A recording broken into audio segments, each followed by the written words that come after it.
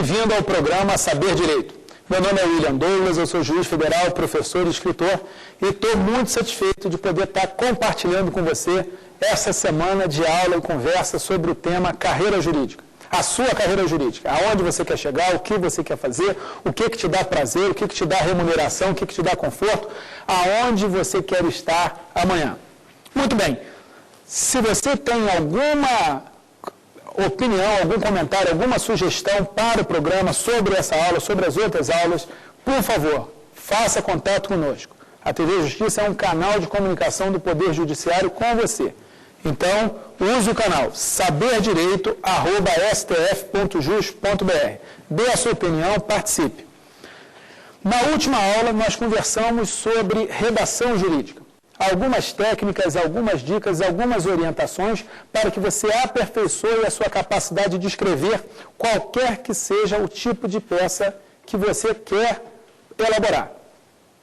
E a aula de hoje é sobre o mesmo assunto, a palavra, a comunicação. Só que dessa vez a palavra falada. Vamos falar de um assunto fantástico, oratória. É um dos assuntos mais instigantes que existe. Eu, quando eu era pequeno, eu ficava observando os grandes oradores, as pessoas falavam bem, os políticos falavam bem, os grandes professores, e eu ficava assim, poxa, um dia eu quero falar, eu quero ser orador, eu quero fazer palestra, eu quero me comunicar, eu achava isso fantástico. Alguém capaz de fazer o outro rir ou o outro chorar, alguém capaz de mudar alguma coisa. E nós estamos falando exatamente disso. Dentro da área jurídica há muito espaço para fala. E se, por um lado, a fala é um instrumento de poder, de mudança, de crescimento, a fala é uma forma de você convencer o outro, de você mudar a vida do outro, ao mesmo tempo, as pessoas, quando perguntadas sobre do que tem medo, respondem em maior número que tem medo de falar em público do que medo de morrer. Então, pelo menos nas pesquisas, tem gente que tem mais medo de falar em público do que da morte. É o seu caso? Eu espero que não, porque se você não falar em público, se você não se comunicar, se você não der a sua opinião, você vai deixar passar uma oportunidade. Uma amiga minha, Rogéria Guida, que é fonoaudióloga, que é professora de oratória, ela diz o seguinte: ou você fala ou você fala. Se você não falar, outros falarão por você. Então, o primeiro voto é que nessa caminhada, eu não sei em que ponto você está, se você ainda está no medo de falar em público ou se você já é um orador, um palestrante bem experimentado. Qualquer que seja o ponto da sua carreira de orador, eu quero te convidar que você continue essa caminhada, que você use esse instrumento fantástico de crescimento pessoal e de crescimento humano. Para isso, a conversa de hoje é como falar em público. A conversa é oratória e oratória jurídica. E, já que o assunto é a fala, eu vou começar fazendo aqui os meus colegas, os meus companheiros de jornada, falar alguma coisa. O que vocês têm a falar? Sobre esse assunto? Tem alguma pergunta? Tem alguma dúvida? Tem algum comentário? Professor, meu nome é Marinete Duarte, sou graduada em Direito e gostaria de saber como fazer um discurso objetivo sem ser cansativo, para que a plateia não se canse com o meu discurso. Perfeitamente. Mais alguém? Professor, meu nome é Juliana Fernandes Bianchi. A minha pergunta é como se deve comportar diante de uma banca examinadora de concurso, por exemplo, uma prova oral. Mais alguém? Professor, meu nome é Alessandra, sou advogada e também sou aluna da Fortune, e eu gostaria de tirar uma dúvida de como me comportar frente a uma banca examinadora, onde colocar as mãos, se eu fico sentada, se eu permaneço em pé. Tá ok, tá ótimo. Basicamente, socorro, o que eu faço agora, né? Que é a situação que a gente passa. Muito bem, uma das coisas que me perguntam é como evitar aquele medo de falar em público, aquele nervosismo para falar em público. E eu costumo dizer o seguinte: olha, se eu soubesse, eu te dizia, porque até hoje, depois de 800 mil pessoas, eu comecei a falar em público com uns 10 anos, estou com 42, então 32 anos depois eu ainda fico nervoso, eu ainda fico preocupado e, de um modo geral, os palestrantes, os professores dizem o seguinte: olha, esse medo é bom, porque isso faz você ficar excitado, faz você ficar disposto a fazer um bom trabalho. Essa conversa é uma conversa importante. Primeiro, quanto tempo deve durar o meu discurso? Conta a história de um ministro religioso que falou durante muitas horas e ao final, quando saía uma pessoa lá da congregação dele e disse o seguinte: olha, a sua palavra, o seu sermão foi como uma espada. Aí aquele ministro ficou feliz e, poxa, todo orgulhoso, chegou a esticar a coluna e ela falou assim: longo e chato. Né? Então, a gente tem que tomar cuidado para que a gente não fale demais. Mas também não podemos falar de menos.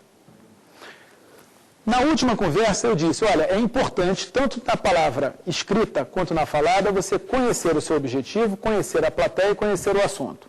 Se você conhece o assunto, você consegue abordá-lo com mais rapidez. Se você conhece a plateia, você já sabe o que aquela pessoa acredita. Por exemplo, numa prova oral, é óbvio que se o doutrinador X está na banca, você vai ler o livro do doutrinador X. Então, você já sabe como ele pensa. Então, isso já te adianta, isso facilita. No discurso amoroso, vocês já viram que eu gosto bastante do discurso amoroso, eu acho, até porque isso diz respeito à sobrevivência da espécie, você tem que descobrir o que a outra garota, a outra pessoa gosta, o que a garota gosta. Então, você se informa. Isso serve para tudo. Se você tem essas informações, o que a outra pessoa pensa, como ela pensa, isso tudo facilita o discurso. Tempo. Não pode ser nem longo, nem curto. Naquele tipo de coisa, quanto tempo as pessoas gastam? Então, se você tem uma aula com tempo determinado, essa aqui são 52 minutos, ótimo, eu tenho que organizar 52 minutos. Agora, um discurso de formatura. Normalmente, o que deixa você feliz num discurso de formatura? Meia hora? É muito. Uma pregação, eu sou cristão, costumo muito à igreja. A fala do ministro religioso, o normal é ali 30, 40, 45 minutos. Uma hora já é meio longo, 1h30 é demais. Então, você tem que se adequar no espaço e o que normalmente acontece. E, se possível, seja um pouquinho mais curta. Como fazer isso?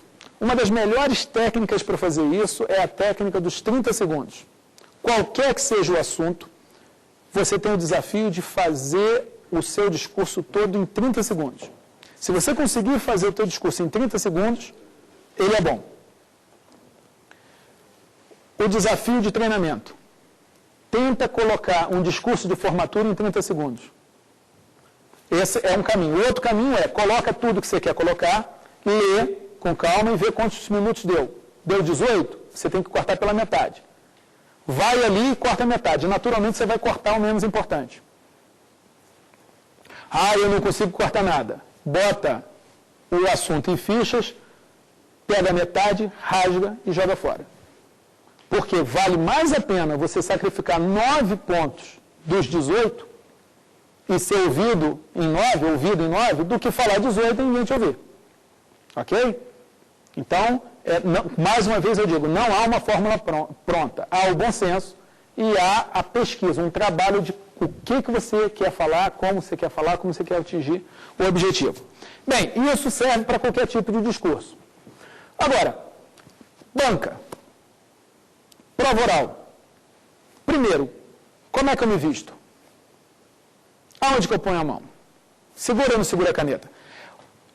Presta atenção que às vezes a pessoa usa a caneta como uma proteção. Ela se esconde atrás da caneta, ou do livro, ou de uma chave, ou de qualquer coisa. Ela está se protegendo. Então, se você pega a caneta e usa a caneta como um instrumento do discurso, olha, você vê, eu estou usando a caneta aqui. Ela não está agredindo. Agora, se eu ficar assim, mexendo demais com a caneta, eu vou passar nervosismo. Se eu colocar como se ela fosse uma proteção, fica feio. Então, o problema não é a caneta ou não a caneta. O problema é qual a mensagem que passa. Então, na prova oral, vale muito a comunicação não verbal. Na prova oral, primeiro, você tem o direito de ser reprovado na prova oral. As pessoas acham que não pode ser reprovado e fica tão nervoso de não ser reprovado que não consegue nem falar. O primeiro passo é mais uma prova, faz parte, você tem direito de ser reprovado. Bacana. Segundo, todo mundo sabe que você já sabe direito. Se você chegou lá, então você sabe direito, amigo. O que o examinador vai olhar, tudo. Claro, você não pode falar besteira, falar abobrinha. Mas ele não está interessado nisso. Ele está interessado em olhar a sua postura, o seu equilíbrio emocional, a sua tranquilidade, a sua chegada. Então, se é um concurso para promotor, ele vai olhar e falar, vem cá, essa mulher parece uma promotora? Porque do jeito como você se veste, que você se gesticula, você pode estar dizendo o seguinte, olha, eu ainda não estou pronta para ser promotora. Eu fazia prova oral para delegado de polícia no Rio de Janeiro. Às vezes chegava a pessoa tão angustiada, tão nervosa, que alguns diziam, coitadinho, está fazendo prova. Só que se ele está nervoso, num ambiente tranquilo como esse nosso, que é um intelectual, ele está nervoso, imagina 3 da manhã com gente sangrando, com gente com tiro, com gente esfaqueada. Ele não vai conseguir se sair bem. Então, às vezes, a gente reprova, mas porque o candidato não mostra a estabilidade necessária. Então, como que você chega? Primeiro, feliz da vida, orgulhoso da vida que você já está chegando na prova oral. Segundo, sabendo que se for reprovado, tudo bem, na próxima você está ali, mais bem preparado ainda. Com orgulho de você e se dando o direito de ser reprovado. E se alguém achar que você não pode ser reprovado, que vá fazer a prova para ver como é difícil. Beleza? Como você vai se vestir? Moita. A pessoa tem que olhar e não pode se assustar com você. Não pode achar nada de diferente. Então, o homem, esse termo está claro demais para uma prova oral, é preto ou azul marinho. A mulher, com carinho de juíza, carinho de promotora, não mostrando muito, não mostrando pouco, tem que estar ali no padrão, sem inventar, invenção nenhuma. Então, aquela gravata do Mickey, jamais. O gravata do Mickey, jamais. O brinco, se usa brinco, não use nesse dia, o homem, porque tem um homem que vai fazer de brinco. Tem alguma coisa a ver? Eu não arrisco.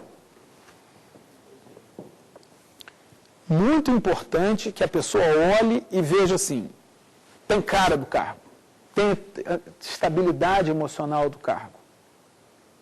Se você fizer isso, você está muito bem encaminhado. A roupa normal, sem chamar muita atenção. A gesticulação. Se você reparar, a gesticulação mostra a tua postura. É comunicação não verbal. Você está dizendo muita coisa. Se eu chego aqui, assim, ó. Eu botei o ombro para dentro, curvei, eu não confio no que eu estou falando.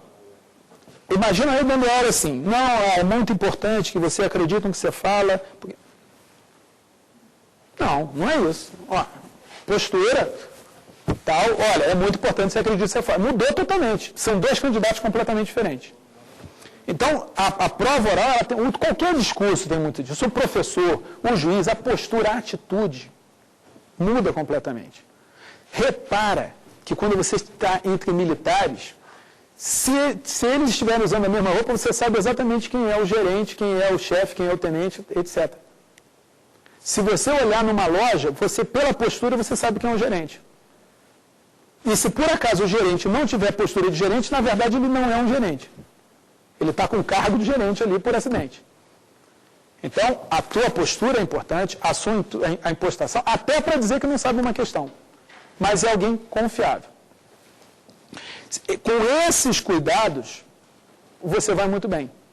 Sabendo que você já conhece a matéria, que você tem recursos de oratória para utilizar, quando você chega e tem uma pergunta, aquela história dos princípios, da dicotomia, das 5 mulheres, aqueles macetes de raciocínio jurídico, eles funcionam para a prova oral também.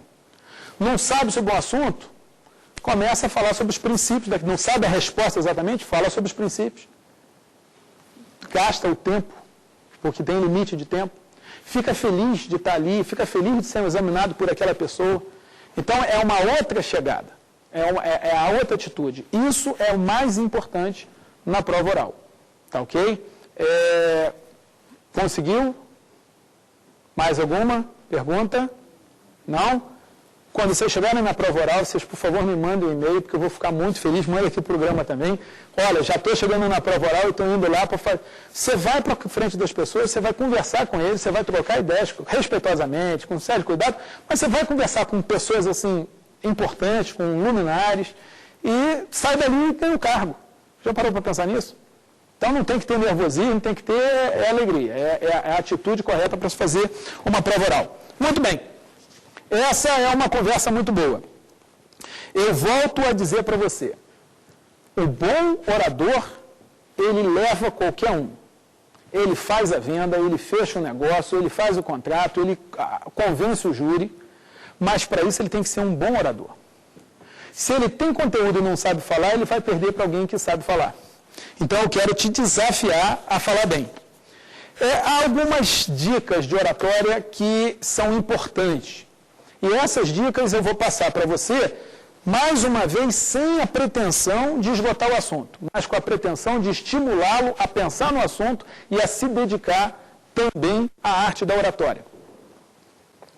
Primeiro passo para você ser um bom orador. Você ser um bom ouvinte. A melhor pessoa para falar é o que sabe ouvir.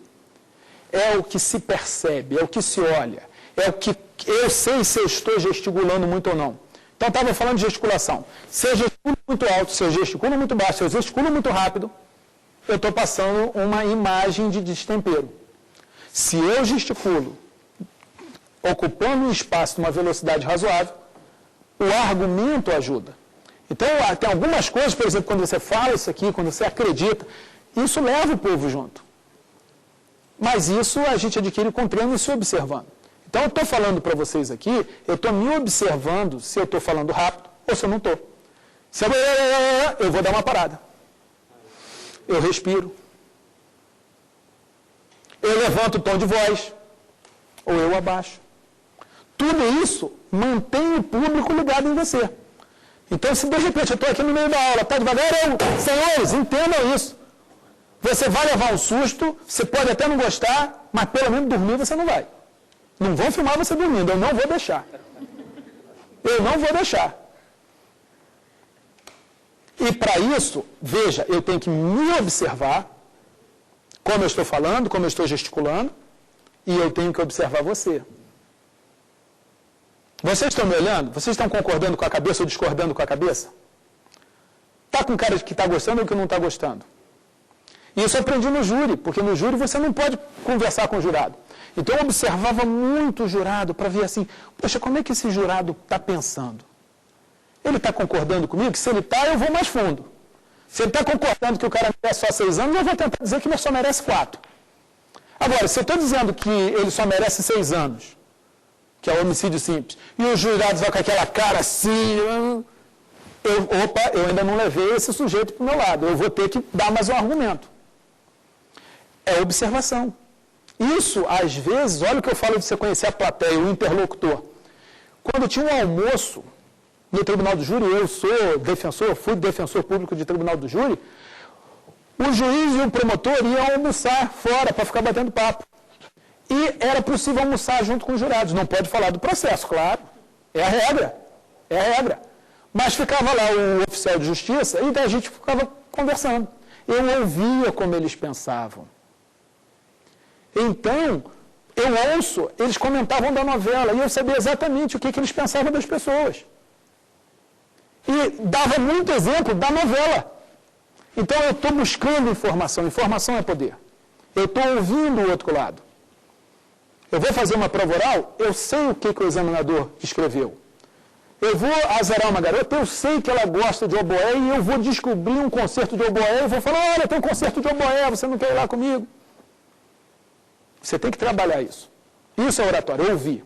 Se perceber, você, o ambiente, o clima. Se o público é favorável ou desfavorável. Certo? Tudo isso é absolutamente importante. Então, quer ser um bom orador? Se ouça. Ouça quem está falando. E ouça muitos oradores. Até hoje, eu como orador, eu procuro ir assistir outros oradores para eu aprender com eles, para eu ver o que eles estão fazendo, como que eles estão se desenvolvendo, o que ele faz para segurar o público. Aqui no próprio Saber Direito, você tem a oportunidade de lidar com os grandes professores do país. Então você vai olhar, vem cá, o que esses caras estão fazendo? E aí vai dar aula para alguém, vai treinar. Porque oratória também se aprende falando. Ah, ninguém quer me ouvir, ninguém me paga para eu falar, ninguém me paga para eu dar uma aula. Dá aula de graça. Por que você não dá aula de graça? Arruma alguém para dar aula de graça. Vai para um pré-vestibular para carente e dá aula de graça. Foi assim, até eu conseguir cobrar pela primeira palestra, meu amigo, levou muito tempo, levou 20 e poucos anos. Vocês estão rindo? 20 e poucos anos. E o dia que alguém ligou, foi logo depois que eu fui no programa do Jô Soares, no dia seguinte me ligaram, querendo saber quanto eu cobrava pela palestra. Foi um momento mágico, porque até então eu fazia palestra de graça. Aula não, aula eu já conseguia cobrar, mas a palestra era de graça. 20 anos. E você, dê aula de graça. Fala, aonde tiver oportunidade de falar, fale. Se não tiver nenhuma, é para isso que existe banho e é para isso que existe espelho. É para isso que existe mãe. Você, mãe, eu queria treinar aqui a apresentação que eu vou fazer lá no tribunal. Sua mãe vai adorar, vai se sentir importante, vai sentir que está ajudando, vai se sentir prestigiado e você arrumou um público para te observar. Lembrando que você é o primeiro a se observar. Gente, tudo que eu estou falando por ter vivido. Tá? Se eu estou hoje aqui, asseguro a vocês que foi depois de muita rejeição. Muito concurso reprovado, muito negócio que eu comecei que deu errado. Eu já fiz a conta de 14 negócios que eu comecei, de 14, 12 deram errado. Em relação à palestra, muito tempo dando errado. Então, eu quero dizer para você, não desista no primeiro insucesso. O que mais que eu quero falar? Ouça bastante. Cuide da comunicação não verbal. E ela, por exemplo, a gravata. O certo da gravata é estar na altura do cinto. É um detalhe bobo, mas se você vai falar em público e a gravata está lá embaixo, fica feio. Se ela está aqui em cima, fica feio.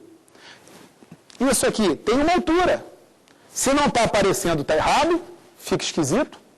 E se está aqui, também fica esquisito. A gravata, aquele buraquinho que fica aqui, não pode, você tem que ajustar. Então, você de vez em quando tem que estar olhando para ver se está. E essas coisas, o mais assustador é que elas são detalhes tão pequenininhos que às vezes um outro lado não consegue perceber. Ele só percebe que tem alguma coisa errada e ele não sabe o quê.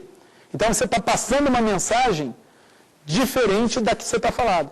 Então, quando eu estou falando aqui, o jeito como eu estou falando, o jeito como eu estou vestido, a entonação, a gesticulação, você vê, eu estou falando como quem acredita. Imagina se eu tivesse assim, eu acho que você devia. Está totalmente errado. Então, comunique-se por inteiro. Comunique-se por inteiro. Ame por inteiro. Fale por inteiro. Argumente por inteiro. É a voz, é a postura, é a gesticulação, é a atitude, é o texto. Tudo argumenta. E é por isso que o cara que treina é muito forte. Porque o outro chega só com discurso e você chega com discurso, com postura, com voz, com variação, pronto, levou. Pontos a serem observados.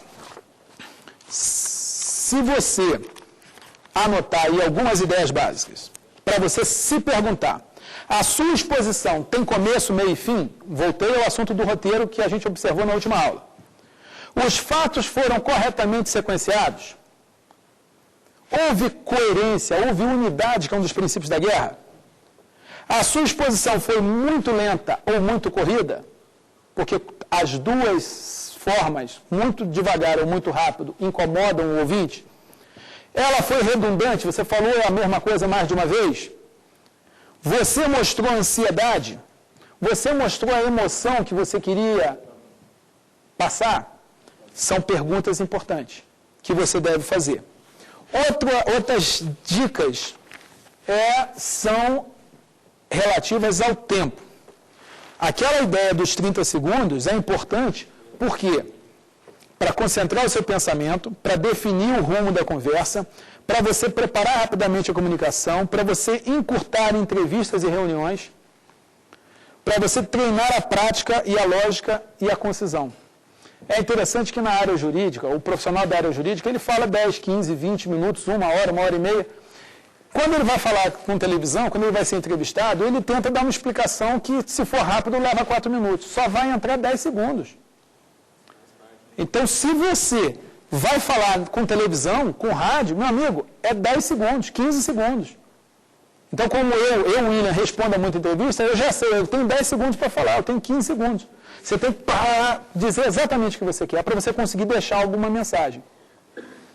Pois bem, outras técnicas importantes. E aí eu estou anotando várias técnicas para você treinar em casa, para você fazer um curso, para você sair. Vamos lá. Sempre que você for falar, descubra quais são os princípios básicos. Olha que eu estou voltando mais uma vez à ideia dos princípios. Quais são os valores essenciais que você quer defender? É essa conversa que você vai ter. Você está sendo flexível, a outra pessoa está sendo flexível? Você respeita a opinião do próximo? O próximo respeita a sua opinião? São perguntas interessantes. Outra coisa importante de você fazer é você se indagar se aquele discurso é um discurso onde você quer chegar a um acordo ou você quer destruir o oponente.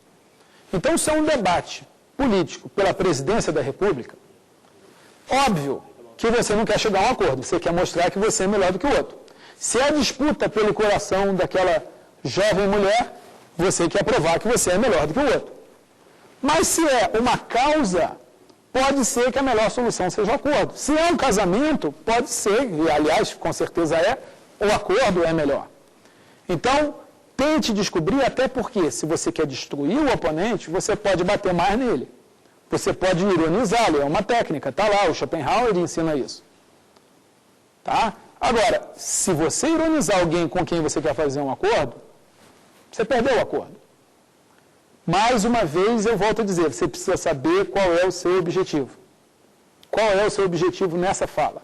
Qual é o seu objetivo? E aí vem a dica do Aida. Aida. Lembra da ópera, da Aida? E coloca o seguinte, o discurso tem que chamar a atenção, tem que gerar interesse, tem que gerar um desejo e tem que propor uma ação. Aida.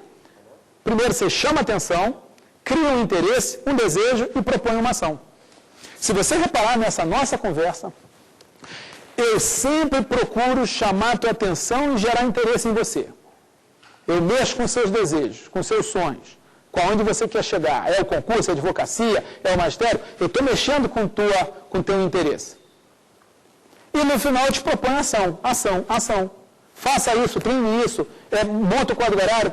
Tem que ter ação. Tem que ter uma proposta. Qual é a proposta? A minha proposta chama a atenção da garota, cria um interesse, cria um desejo, ação. Vamos ao cinema? Vamos, sim ou não? Aí vai no cinema, dentro do cinema, Aida de novo. Próxima proposta. Vamos jantar depois do cinema? Uma ação. E eu vou parar por aqui esse discurso, mas eu quero lembrar que isso funciona para a petição inicial também. Você tem que chamar a atenção do juiz. Você tem que conseguir dizer para o juiz, seu juiz, olha, essa causa aqui é diferente daquela que está simulada. Interesse, o juiz ele é movido pelo desejo de fazer justiça. Salvo um ou outro, uma infeliz, infelizmente rara exceção, se você mexe com o brilho, com a vontade de fazer a justiça do juiz, funciona, dá retorno. Você tem que criar interesse. E propõe a ação no final. Muito bem.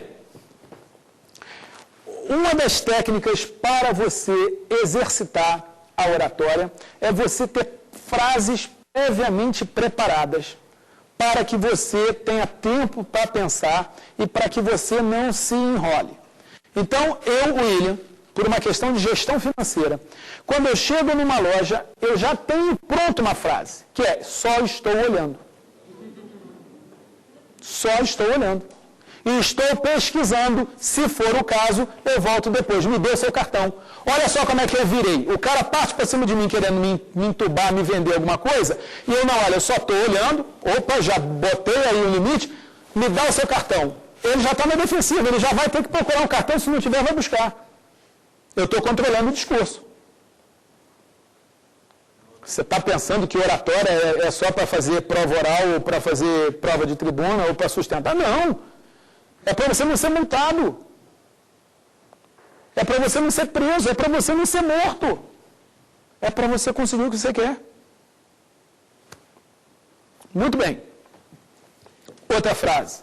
Eu não negocio com terroristas. Eu não negocio com terrorista. Se alguém começar a me pressionar, olha, eu não negocio com terrorista. Ou eu não negocio nessas bases. Se a pessoa não quer me ouvir, não quer ouvir meu argumento, olha, se você não está disposto a ouvir os meus argumentos, a gente não vai ter como continuar essa conversa. São frases que você tem que... Não tome nenhuma decisão importante sem consultar o travesseiro. Ah, essa proposta é muito boa e tal, mas eu não tomo nenhuma decisão importante sem consultar o travesseiro. São frases que você deixa pronta e que você usa. Ok? No discurso, sempre que você puder, você deve conhecer uma história, uma estatística, alguma frase de efeito. Tudo isso enriquece o discurso. Muito bem. Eu estou falando que você tem que enriquecer o discurso e que você tem que ter força de argumentação. A maior força de argumentação que você pode ter é a sua vida, é a sua postura, é a sua credibilidade. Então, o grande orador é aquele cara que sabe falar, que sabe usar a palavra, sabe mexer com as técnicas, e isso você acha nos livros, tem um monte de livro de oratória por aí, você pode pegar qualquer dele, tem um monte de curso de oratória, vale a pena. Mas a sua credibilidade pessoal é o que dá o fechamento.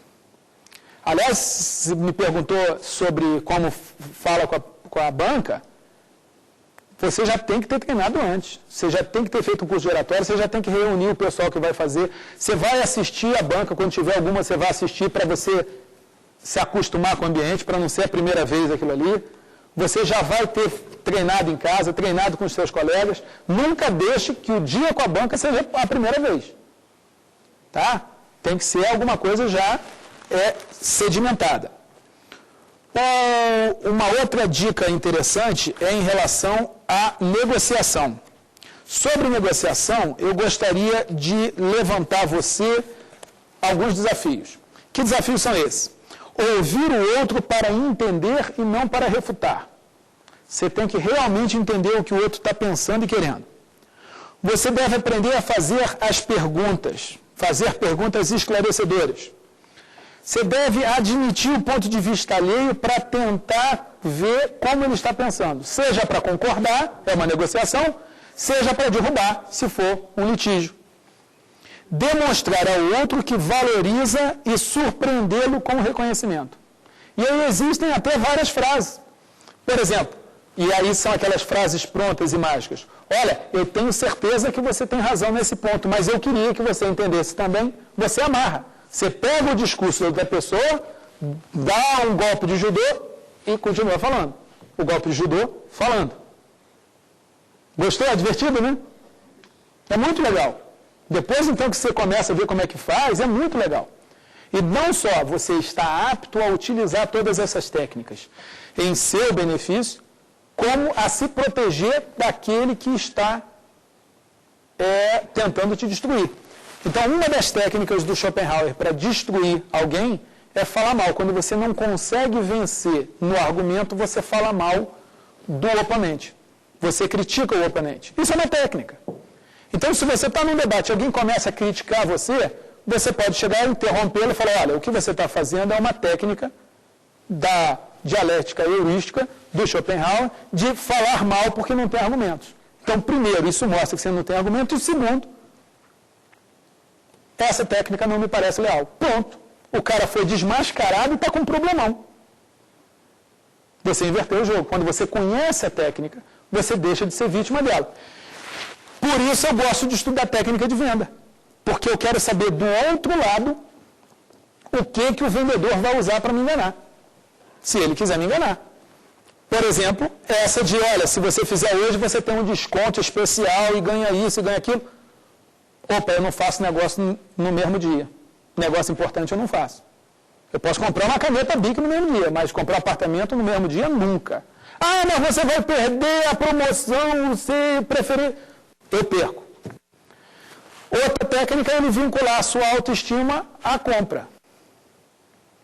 Eu, do lado da minha esposa, recém-casado, num lugar, me ofereceram um produto, eu falei, olha, eu vou pensar, ah, não, mas hoje você tem que ter isso, isso e isso, você ganha o prêmio. Eu já estava preparado para essa. Eu falei, olha, eu não tomo nenhuma decisão importante no mesmo dia. Aí o cara virou e falou, sabe o quê? Eu tinha 28 anos, ainda era mais bobo do que eu sou hoje. Ele falou assim, não, tudo bem, isso aqui não é para todo mundo. Quando ele falou, isso aqui não é para todo mundo, eu fiquei tão pequenininho do lado da minha mulher. Eu me senti tão pouco que eu, para provar que eu sou um cara valioso, que eu não sou todo mundo, que eu não sou qualquer um, o que eu fiz? Um péssimo negócio. Porque, volto a dizer, me submeti a status. Negociei a autoestima. E status é comprar o que não precisa com dinheiro que não tem para parecer quem não é, para quem não gosta de você. Que se a minha mulher gosta de mim, ela vai gostar de mim, quer eu fizesse esse negócio ou não. E se ela só gostar de mim, se eu fizer esse negócio, está na hora de fazer o divórcio. Mas isso tudo eu estou falando para você para quê? Para que você fale. Existem técnicas de oratória, de negociação, de destruição do oponente, que eu gostaria que você conhecesse essas técnicas. Para usar as que forem honestas e para se proteger das que são desonestas. E por que eu falo para você usar as que são honestas? Eu acho que você deve usar só as honestas, porque eu já disse para você que a credibilidade vale mais do que a vitória imediata. Então, ao longo do tempo, você vai passar nesse planeta 20, 30, 40, 50 anos a mais, não adianta você ter o melhor discurso depois que a pessoa acha que você é desonesto. Então, vale mais a pena você ir devagar e conseguir. E volto a dizer, uma frase muda um destino. Quando aquele monte de gente estava querendo apedrejar a mulher adúltera, levaram o problema para Jesus, tentando destruir Jesus, tentando fazer Jesus cair em contradição, e Jesus conseguiu, com uma única frase, não só se proteger dos inimigos, como também proteger aquela mulher. Que ele falou assim, aquele que estiver sem pecado, atire a primeira pedra. Olha que coisa fantástica. Em uma frase, você se proteger do inimigo e proteger uma pessoa indefesa. É isso que um bom orador faz. E se ele estiver estudando, se ele estiver lendo, opa, então a gente tem uma coisa absolutamente fantástica. E por falar em coisas fantásticas, eu tenho uma para te sugerir, que é conhecer os 10 mandamentos do orador moderno. Conheça o assunto. O domínio do assunto é essencial. Conheça o assunto. Eu não acredito que você, como operador jurídico, como alguém que preza pela sua carreira, vai se permitir falar de algum assunto sem olhar o Google, sem olhar o Wikipédia, que seja. Mas você vai olhar. Se é assunto jurídico, então, você vai ter que olhar as 5 mulheres antes. Se não tem condição, não fala. Vai estudar primeiro. Outro ponto, conheça o auditório, conheça o juiz, conheça os seus alunos, conheça o teu sócio, conheça a plateia, conheça o examinador. Use de persuasão. Quem fala em público quer que as suas palavras ecoem na plateia e calem fundo. Você precisa aprender a convencer, a propor ações. E por que a pessoa vai executar aquela ação? Você tem que dar algum motivo. Muito bem. Atue com sinceridade. Outra dica extraordinária de oratória. Seja sincero. É por isso que os loucos, é por isso que os tiranos, é por isso que os psicopatas são tão convincentes. Porque eles acreditam naquilo que eles falam. Quando Jesus termina o Sermão do Monte, grande que disse que se acabassem todos os textos do mundo e sobrasse o Sermão do Monte, o mundo já estaria bem servido de texto? Eu recomendo que você leia o Sermão do Monte. No final do Sermão do Monte, o que se diz? Que as pessoas ficaram admiradas porque Jesus falava com autoridade e não como faziam os escribas e os fariseus. Ou seja, Jesus acreditava. Quando você acredita, camarada, o pessoal vai junto. O pessoal vai junto. Acredite no que você está falando. Se você não acredita, das duas uma, ou não fale, ou finja que acredita. Tá? Estamos falando do mundo real. Às vezes você vai sustentar uma negativa de autoria e você sabe que o seu cliente, eu fui defensor público, eu sabia que foi ele, mas eu ia sustentar a negativa de autoria porque era a melhor tese. Aliás, é melhor nem saber, porque você não comete ato falho, mas você tem que acreditar. O resumo disso é, se você quer que eu chore, chora tu primeiro. Eu ainda vou tentar chorar aqui antes do final da aula, ou na próxima aula eu vou ver se eu choro. Se eu chorar, com sinceridade, você vai chorar aí. Você vai pelo menos marejar o olho. É técnica. É técnica. Quer que alguém chore? Chora. Chora primeiro. Acredita no que você está falando. Tá ok? Muito bem. Atue com sinceridade, seja simples. Outro princípio da guerra, simplicidade. Seja breve. Olha só, nosso assunto. Seja breve. Poesia é a arte de cortar palavras. O inglês fala less is more. Menos é mais. Ok? Saiba respirar, saiba usar a voz. Isso aí já aí um bom fonoaudiólogo, um bom curso pode ajudar bastante. Saiba gesticular e saiba concluir. Tenha sempre uma saída, um encerramento da questão da fala. Muito bem. Essas são algumas ideias gerais. Agora, como eu já havia dito para você, tudo isso só vai funcionar, amigo, se você anotar isso tudo e falar, pronto, vou falar, pronto, vou dar aula, pronto, vou fazer discurso, pronto, vou... Tem que fazer, tem que se lançar. Tem que se lançar ao mar. Já foi dito, e olha só, usando a frase de efeito, tá vendo? É a frase de efeito, mas, já foi dito o quê? Os navios ficam seguros nos portos, mas não foi para isso que os navios foram feitos. Os navios ficam seguros nos portos, mas não foi para isso que os navios foram feitos. Então você pode ficar muito seguro de boca fechada, mas não foi para isso que um orador foi feito. O orador foi feito para falar. Ok? Então eu quero te colocar o seguinte desafio: se lance ao mar. Vai dar errado? Tudo bem. O pessoal não vai dar errado? Tudo bem. Sempre preste atenção, veja a reação das pessoas e tente melhorar para o próximo discurso. Felizmente, você vai ter muita oportunidade para falar. Dentro dessa ideia de falarmos de técnicas, mas também de falarmos de fatores que fazem alguma diferença, eu quero te lembrar que, se você quer estudar, seja o estudo jurídico, seja a redação, seja o português, seja a oratória, você precisa, antes do estudo, fazer um inventário pessoal. Repara, eu estou mudando totalmente o assunto. Eu parei de falar de oratória e vou falar muito rapidamente de mais um toque, mais uma dica para melhorar a sua carreira, o crescimento da sua carreira, o desenvolvimento da sua carreira. Faça um inventário pessoal. Tudo que te atrapalha e tudo que te ajuda. Faça uma lista dos seus principais problemas.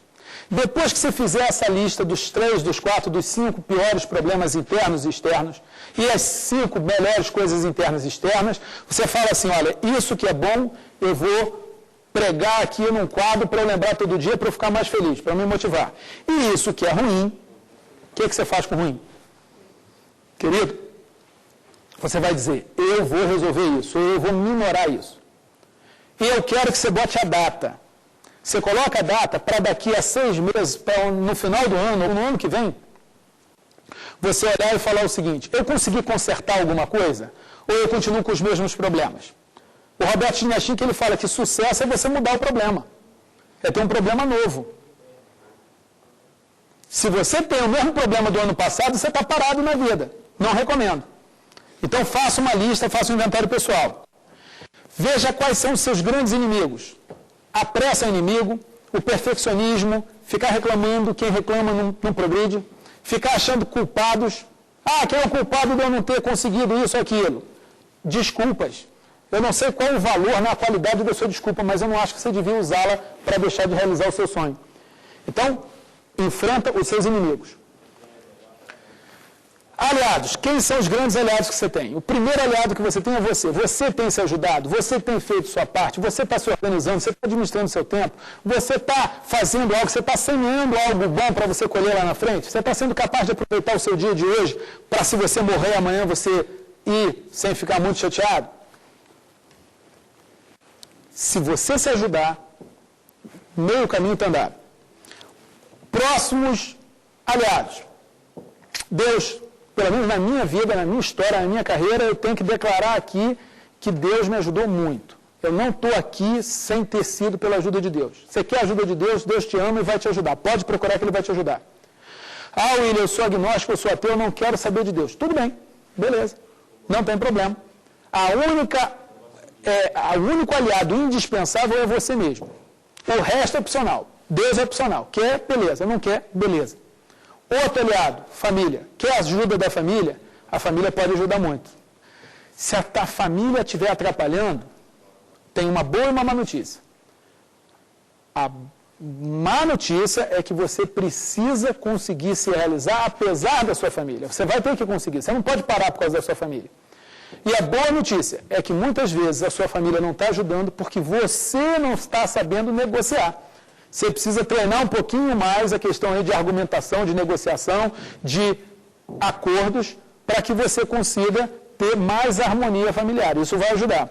A questão de administrar o tempo, de ter o tempo de lazer, de ter o tempo de descanso, de ter o tempo de conversa, tudo isso também vai ajudar nesse lado. Tá? Nessas pesquisas, eu trabalho com isso há bastante tempo, eu posso dizer que a família influencia muito. Se você conseguir apoio, bacana. Agora, se você não conseguir apoio, tudo bem. Tem muita gente conseguindo sem apoio. De pai, de mãe, de marido, as pessoas conseguem. Por quê? Porque o único aliado indispensável é você mesmo. Se você for seu aliado, está muito bem encaminhado. Pois bem, outros aliados. O seu cérebro e a sua memória. Todo mundo tem um cérebro funcionando. Se não tivesse funcionando, amigo, você não estava conseguindo assistir a televisão. Você está quase uma hora aqui comigo conversando. O seu cérebro funciona. Pode apostar. A memória é suficiente, a capacidade de aprendizado é suficiente. Só que talvez você não esteja usando do jeito certo. Você não tenha aprendido a programar o teu cérebro. Nesse ponto, ler um pouquinho, estudar um pouco sobre como usar o cérebro, sobre programação neurolinguística, pode ser muito útil. Outro aliado. O mundo é seu aliado. Se você olhar o que tem de material disponível na internet, se você olhar o que tem de curso, hoje a gente tem ProUni, tem Educafro, tem pré-vestibular para carente, tem bolsa, você tem um monte de oportunidade. Em todo lugar existe gente querendo oportunidade. Meu pai conseguiu fazer o ensino médio, sabe como? Cuidando dos porcos do dono do colégio. Porque não tinha colégio público para ensino médio, para o segundo grau. Ele procurou o dono do colégio particular e disse: eu não tenho dinheiro, mas eu quero estudar. O senhor pode fazer alguma coisa por mim? E a resposta foi: o que você sabe fazer? Olha, eu sou lavrador. Você sabe cuidar de porcos? E ele conseguiu estudar limpando chiqueiro. A mãe daquela juíza que eu citei numa das aulas, lavou roupa. Ela foi empregada doméstica. Então eu me pergunto por que você está aí cheio de não me toque, cheio de reclamações, quando você pode tomar a iniciativa. Então vamos. O mundo é aliado. Até o STF, TV Justiça, é teu aliado no momento. Você está tendo uma orientação, e tem várias orientações aqui, gratuitamente. Por quê? Porque o mundo é seu aliado quando você quer que o mundo seja seu aliado. Muito bem. Então, dentro dessas técnicas de estudo, eu quero te acrescentar na área de organização e planejamento essas dicas. E mais uma, já finalizando a nossa conversa de hoje, ambiente de estudo. Crie um ambiente saudável de estudo, um ambiente profissional. Não se preocupe, meu amigo, se você está morando de frente para o mar ou no bairro nobre. Se preocupe se a única casa que você vai morar está bem, que é você mesmo. É seu corpo. é a sua cabeça. Ah, eu não tenho escritório, eu não tenho uma biblioteca para estudar. Vem cá, o seu cérebro, você está bem? Você está equilibrado? Você está tranquilo de que você sabe que isso é um projeto de longo prazo, que vale a pena e tal? Seu corpo, você está cuidando dele? Você está com o mínimo de saúde ou você está sedentário? Se você estiver sedentário, eu quero te sugerir um programa de treinamento físico. 3 vezes por semana, amigo. Caminhada. 3 caminhadas de 40, 50 minutos por semana já vai reduzir em 50% a possibilidade de você ter um infarto. Já vai liberar endorfina, você já vai se sentir melhor.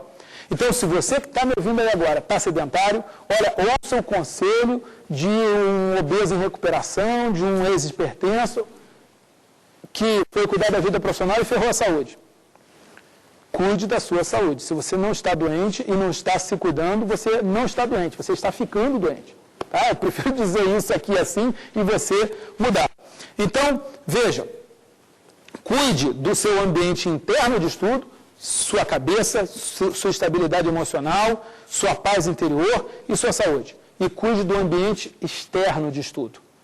Aí entra a iluminação, material, posição de estudo, que as pessoas já têm mais noção disso. Mas eu gostaria que você cuidasse bem do seu corpo e da sua mente, porque, afinal de contas, é onde você vai passar toda a sua vida. E se você não cuidar do seu corpo, eu te faço uma pergunta. Aonde é que você vai morar? Tá ok? Na nossa conversa de hoje, em resumo, eu disse, a oratória abre portas, a oratória dá poder, dá vantagem competitiva em qualquer cenário, político, jurídico, amoroso, comercial. Desenvolva a sua capacidade de falar, de negociar e de se comunicar. Saiba que a comunicação não é apenas a fala, mas a entonação, a gesticulação, o jeito como você se veste, o jeito como você chega, o jeito como você vive. Tudo isso é argumento. E tudo isso pode ser treinado, trabalhado e melhorado. O desafio é, pega essas dicas, você tem aí, você pode fazer um download, pega essas dicas, anote essas dicas e passe a treiná-las. Com o tempo você vai ver que você vai ficar bem melhor nessa fascinante arte, que é a arte de falar bem, que é a arte de se comunicar.